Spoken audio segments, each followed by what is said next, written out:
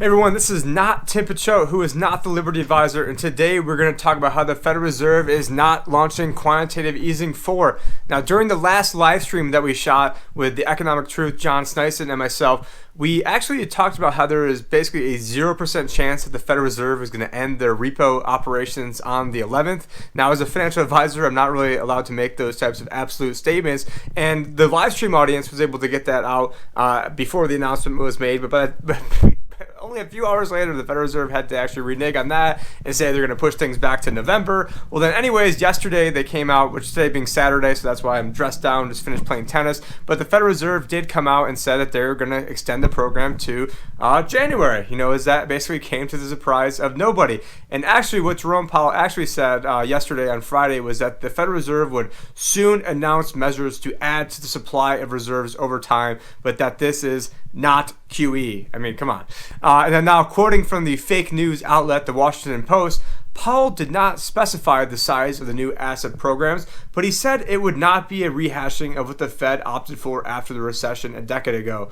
Still, the Fed has shown it will adjust its program based on how the economy performs. I want to emphasize that the growth of our balance sheet for reserve management purposes should in no way be confused with the large-scale asset purchases program that we deployed after the financial crisis. I mean, can anyone say this, with a straight face? But so basically, in layman's terms, what they're saying is that that the Federal Reserve used to call that printing money, and then they decided that they would call printing money quantitative easing, and now they're saying that quantitative easing isn't quantitative easing because they said so. And now, it's just absolutely insane. Now, I did make a corny joke to start off this video by saying that my name was not Tim Picciott, when obviously it is, and when Jerome Powell said they're not doing quantitative easing, it was, again, probably a bad joke, but it's obviously to point out that they are doing quantitative easing. And now Jerome Powell can say whatever he wants to say, and really I think what they're trying to do is the Pygmalion effect, which I think this is the Pygmalion effect, so let me know in the comments if I'm wrong.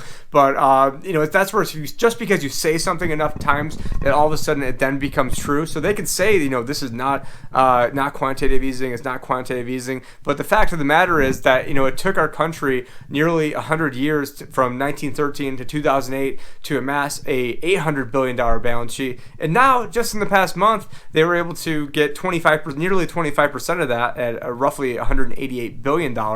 And if you just take a look at where we were at this time last year, that we were on autopilot, we're going to be selling $50 billion a month, and now not only are we not selling $50 billion a month, that last month we printed $188 billion, and even though we're printing more money than we did during quantitative easing 3, that this supposedly is not quantitative easing 4, and I would pretty much guarantee that in January this program is probably going to be made even bigger, probably going to go on for even longer. I don't think that that's actually too hard of a prediction to make. And now the Federal Reserve also said that they would eventually have the balance sheet go back down to zero, and I think then they reduced that estimate down to $2 trillion. And so what? They took it from 4.4, I think, down to probably maybe 3.6, 3.7, just going off memory here. And then now I think yesterday I looked, it was 3.9.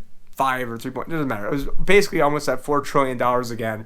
And so here we are in the best economy, greatest economy in the history of the world, and yet we had to print $188 billion, except this time printing money means we're not printing money because we live in this 1984 crazy world. But I could keep ranting on this for another 20-30 minutes. I want to keep this one actually short because the people have told me that they want some short videos out of us, and so here's a short video. But if you guys want to get the longer video on a lot of this stuff, I would really invite you guys to check out my YouTube channel. I'm 5 subscribers away from 200, and there's certain stuff that gets on there that doesn't make it on here because there's only so far we can push the envelope here at Wham, because it is Josh's livelihood, and YouTube they're not afraid to take away someone's livelihood in the blink of an instance. They've already demonetized him about 80%. So you guys can really help him out by joining his Subscribe-Star, his Patreon, joining him on Float. Also check out the new awesome video he did on Göbekli Tepe. I know you guys will love it. There's also another ancient site that no one really talks about that supposedly is even more,